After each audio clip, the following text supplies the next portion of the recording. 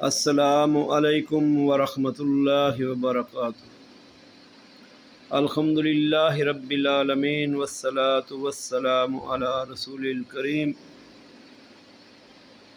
نبی علیہ الصلاۃ والسلام کی حدیث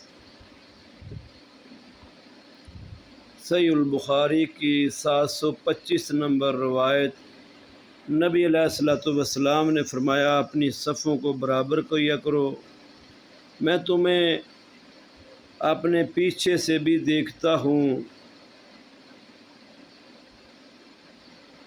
تو انس بن مالک رضی اللہ عنہ بیان فرماتے ہیں کہ ہم میں سے ہر کوئی اپنے ساتھ والے کے ساتھ کندھے کو ملاتا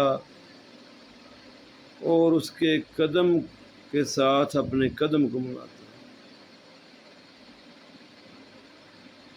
اور نعمان بن بشیر رضی اللہ عنہ بیان فرماتے ہیں کہ ہم میں سے ہر کوئی اپنے ساتھی کے ٹخنے کے ساتھ ٹخنے کو ملاتا، ایسے ملے ہوئے ہوتے تھے۔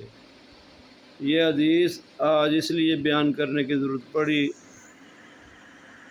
کہ آج نماز عصر پہ ایسا اتفاق ہوا کہ میں اپنے بیٹے کے ساتھ مسجد میں داخل ہوا تو ایک ایسی ہستی تشریف لا رہی تھی اندر سے کہ جن کو کافی عرصے کے بعد ہم نے مسجد اقصیٰ میں دیکھا۔ تو میں نے پوچھا، آج خیریت سے؟ ماشاء اللہ آپ تشریف لائے۔ تو انہوں نے کہا، کیا آنا یہاں پہ، کیا نماز پڑھنی؟ جہاں نماز ساتھ والا جو نمازی ہے وہ پاؤں کے ساتھ پاؤں کو ملا رہا تھا، تو نماز پڑھنے کا فائدہ کیا؟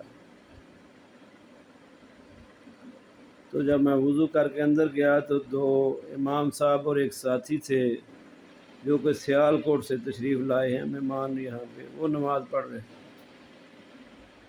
نماز کے بعد ان سے جب بات ہوئی تو وہ کہتے ہیں، یار یہ بندہ تھا چلا گیا، ہم نماز پڑھ رہے تھے اکٹھے، اقامت میں نے کہی، ہم دونوں کھڑے ہوئے تو میں نے ایسا کیا کہ اس کے قدم کے ساتھ قدم کو ملانے کی کوشش کی، اس نے تھوڑا سائڈ پہ کیا۔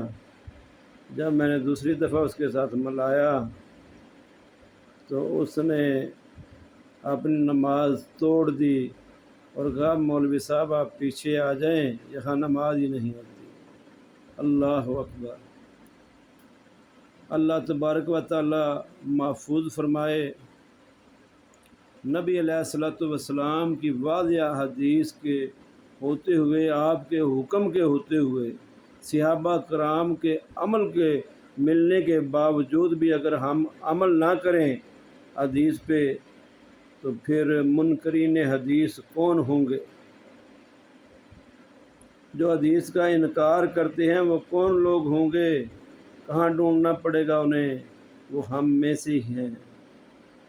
اللہ تبارک و تعالی ہم سب کو نبی علیہ الصلوۃ والسلام کی صحیح حدیث پہ عمل کرنے والا بنائے، نہ کہ حدیث کا انکار کرنے والا بنائے، حدیث کی مخالفت میں عمل کرنے والا بنائے۔